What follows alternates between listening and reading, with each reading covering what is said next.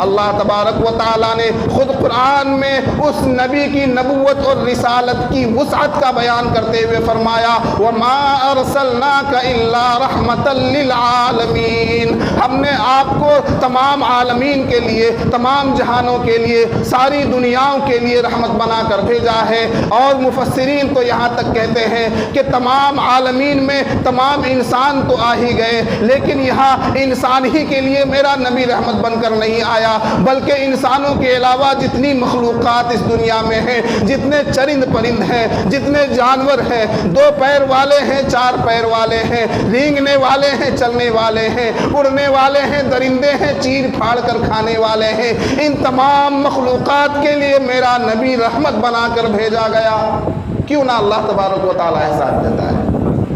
کیوں نہ اللہ احسان جتائے؟ جس نبی کو بھیجا گیا وہ سارے عالمین کے لیے، سارے جہان